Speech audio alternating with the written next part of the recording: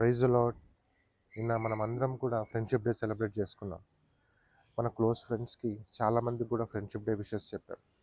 రకరకాల మెసేజెస్తో మనము వారిని అభినందించాం.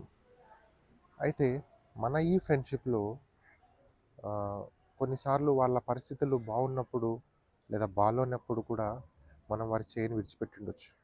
లేదా మన పరిస్థితులు బాగాలేనప్పుడు వారు మనకు సహాయం చేసి ఉండొచ్చు, చేసి ఉండకపోవచ్చు. మన ఫ్రెండ్షిప్లో తారతమ్యాలు ఉంటాయి, మన ఫ్రెండ్షిప్లో భేదాలు ఉంటాయి, మన ఫ్రెండ్షిప్లో హెచ్చుతగ్గులు ఉంటాయి, పరిస్థితుల ప్రభావాలు ఉంటాయి. కానీ యేసయ్య ఫ్రెండ్షిప్లో ఎలాంటి తారతమ్యాలు ఉండవు, ఎలాంటి భేదాలు ఉండవు, ఎలాంటి పరిస్థితుల ప్రభావాలు కూడా ఉండవు. ఎలాంటి పరిస్థితుల్లో మనం చిక్కుకుపోయినా, పాపం అనే ఊబిలో చిక్కుకుపోయినా, ఈ లోకాచారాలకు లోకాన్ని అనుసరిస్తూ జీవిస్తూ లోకంలో డీప్గా వెళ్ళిపోయినా ఆయన నీతో ఫ్రెండ్షిప్ చేస్తాడు. ఆయన నిన్ను వాటి నుంచి బయటికి తీసుకొస్తాడు. ఒక మంచి జీవితాన్ని చూపిస్తాడు. ఒక మంచి జీవితాన్ని జీవించే విధానాన్ని మనకు నేర్పిస్తాడు.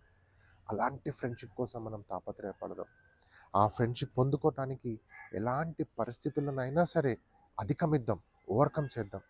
చూడండి, ఎంఐ మార్గంలో ఆ ఇద్దరు యేసయ్య మరి అక్కడ లేడు అనే విషయాన్ని విన్న తర్వాత మరి కలవరపడ్డారో భయపడ్డారో, వారు సంభాషించుకుంటూ వెళ్తున్నప్పుడు యేసయ్య వారి దగ్గరకు వచ్చి వారికి కనపరుచుకుంటాడు.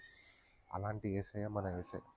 మన పరిస్థితులు ఎలా ఉన్నా మన దగ్గరకు వస్తాడు, స్నేహం చేస్తాడు, నిజమైన జీవితాన్ని నీకు పరిచయం చేస్తాడు.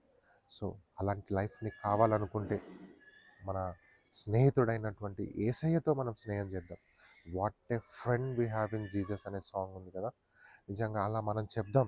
ఆయన స్నేహాన్ని పొందుకున్న తర్వాత నిజంగా నీలో ఎంత గొప్ప స్నేహితుడు ఉన్నాడు యేసయ్య అని ఆయనతో మనం మాట్లాడదాం.